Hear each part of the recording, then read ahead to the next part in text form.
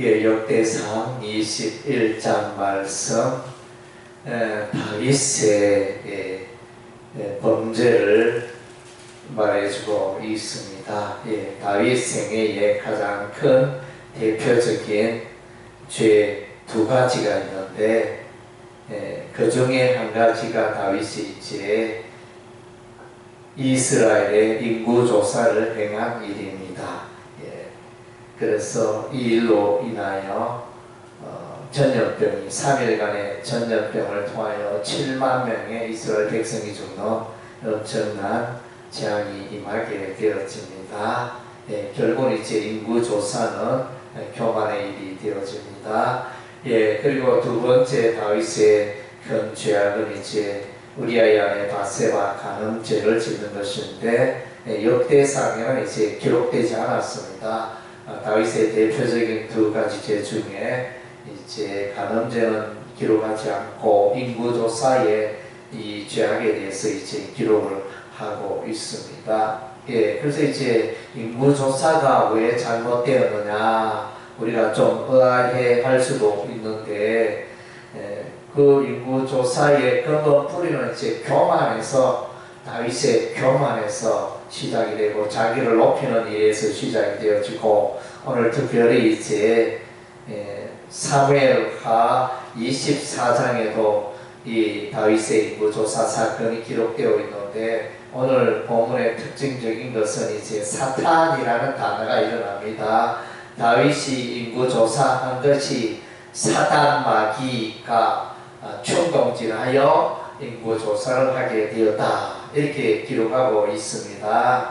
그래서 사탄이 신약시대만 있는 게 아니고 구약시대도 사탄의 역사가 있습니다.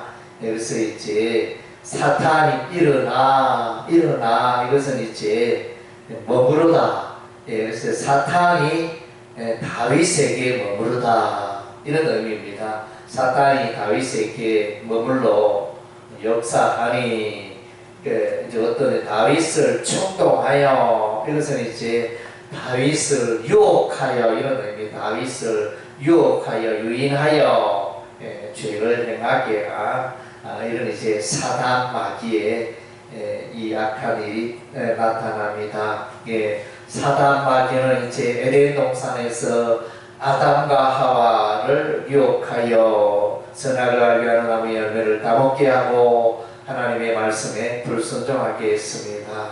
오늘 이제 세월이 많이 흘러 사탄이 다윗을 방문하여 다윗이 이와 같이 이제 넘어지게 됐습니다. 사단 마귀는 예나 지금이나 다윗 시대뿐만 아니고 오늘날도 이 사단 마귀는 두루 다니며 우는 사자와 같이 삼킬 자를 찾는 자가 사단 마귀라 그랬습니다. 그래서 사단 마귀의 이 세력을 이기기 위해서 우리가 이제 늘 깨어서 기도하는 이유가 바로 여기에 있습니다. 하나님의 말씀을 늘 가까이 해야 되는 이유가 여기에 있습니다. 사단 마귀의 유혹을 이렇게 영적인 분별력으로 물리치기 위함인 것입니다. 그래서 이제 인구조사로 말미암아 하나님의 심판장이 임하게 되어지는데, 이제 세 가지 중에 하나를 택하라 말씀하십니다. 3년 동안 온 이스라엘이 기근이 있는 것과, 두 번째 재앙은 이제 석 달 동안 적군에게 다윗이 쫓겨다니는 것과, 세 번째는 이제 3일 동안의 전염병이 있는 것.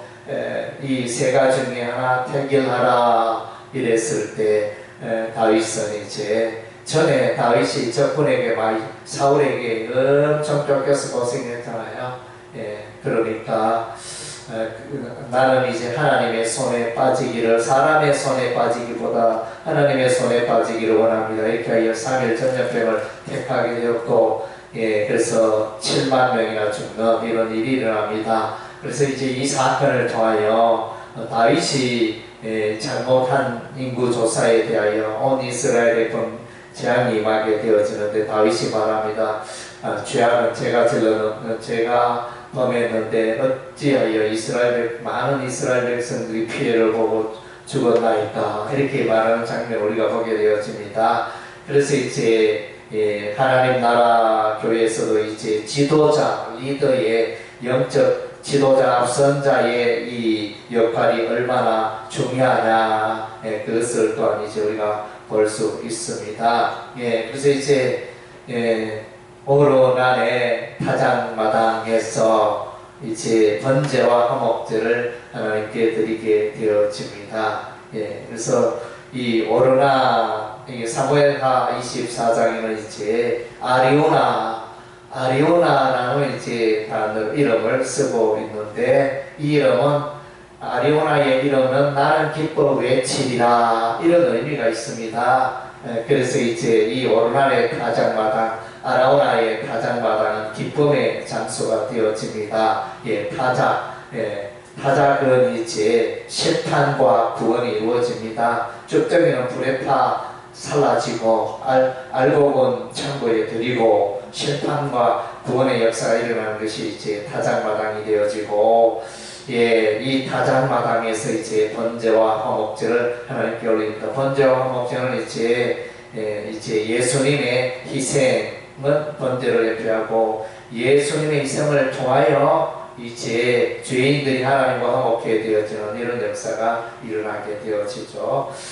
궁극적으로는 이제 이 번제단과 이 아라오나 타작마당에서 이 제사는 이제 예술소의 속죄의 사건을 예표하는 그런 부분이 되어집니다. 다윗이 인구조사로 죄악을 범하였지만 여기 이제 아라오나 타작마당에서 번제와 화목제를 드림으로 다윗의 모든 죄가 깨끗게 되어지고, 이제 구원의 역사가 일어나게 되어지고 전염병의 재앙이 그치게 되어지는 것입니다. 그래서 이제 여기서 이 부분을 이제 신약적으로 복음적으로 해석해야 하는 이유 근거가 되는 말씀 중에 하나는 29절에 보니까 옛적에 모세가 광야에서 지은 여호와의 성막과 번제단이 그때 기본 산당에 있었으나, 이 표현이 왜 여기에 기록이 되어 있는가? 그래서 다윗이 아라오나의 타작, 오로난의 타작마당에서 이제 화목제와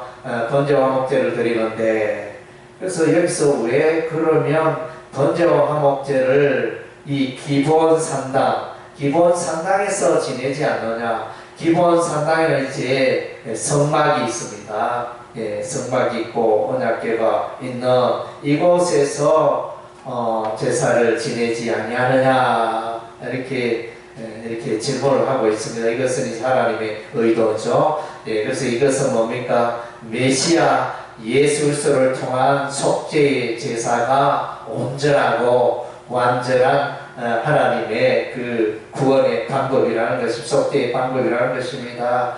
구약의 율법 제사 제도, 구약의 성막, 구약의 번제단, 이것은 이제 그림자인 것입니다. 신약의 그림자여 예술소의 속죄사역을 예표하는 것이 되어지는데, 이제 때가 되어 이제 예수님이 오시면 이 모든 것이 성막 제사가 폐한바 되어지고, 예수께서 대제사장이 되시고 예수께서 영원한 속죄 제사를 지냈다. 히브리서 말씀에서 그렇게 말씀해주고 있습니다. 그래서 이제 이 부분을 대조하고, 그래서 이제 이 부분은 예수 그리스도의 그 속죄 사역을 예표하는 것이 되어집니다. 그래서 이제 이 장소는 아브라함이 이삭을 번제로 드리는 장소였습니다. 모리아의 한산에 가서 이제 아브라함이 번제 제사를 드렸는데, 그것이 바로 이제 여기에 말하는 다윗의 이렇게 오로난의 타작마당이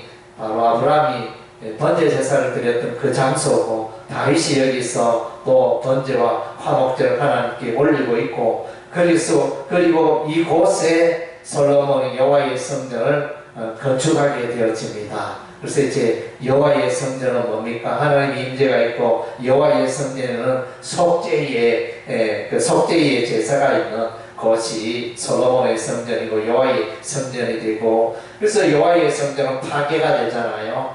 BC 580년에 바벨론의 침입에 의해서 이제 여호와의 성전이 파괴되고 그렇게 되어집니다. 그것은 뭘 말합니까? 이제는 이제 예술소의 속죄 제사를 속죄 제사가 곧 오니까 이제 여호와의 성전은 필요 없다는, 성전 제사, 율법 제사는 필요 없다는 것입니다. 그래서 이제 바벨론의 포로에서 에레미야 선지자 예언대로 70년 만에 바벨론의 포로에서 돌아온 이스라엘 백성들이 이제 스룹바벨을 중심으로 하여 여호와의 성전, 제2 여호와의 성전을 건축하는데 너무 초라하고, 옛날에 솔로몬의 성전에 비하여 너무 초라하고 보잘것없고 탄식하고 있었을 때, 그런데 이제 이 스룹바벨 성전에 하나님의 영광, 여호와의 영광이 임하리라.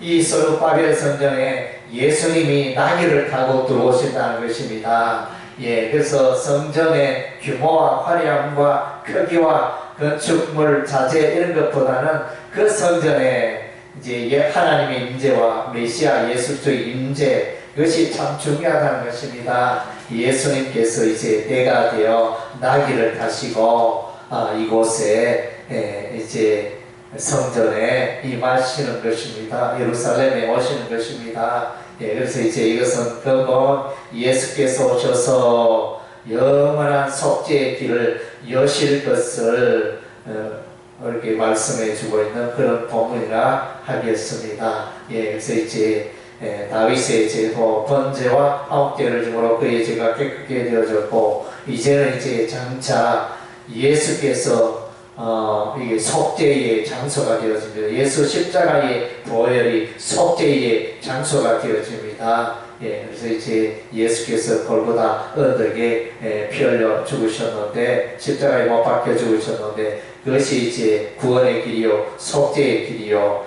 그런 이제 구원의 역사가 제사의 역사가 온전하게 이루어지는 것입니다. 그래서 이런 이제 구속사적인 의미를 생각하고, 또 이제 우리의 죄를 온전히 깨끗게 해주시는 예수의 속죄의 사건을 인하여 참으로 영원한 대제사장이 되신 예수님을 찬양하고 경배하는 또 이 새벽이 되기를 주의 이름으로 축원합니다.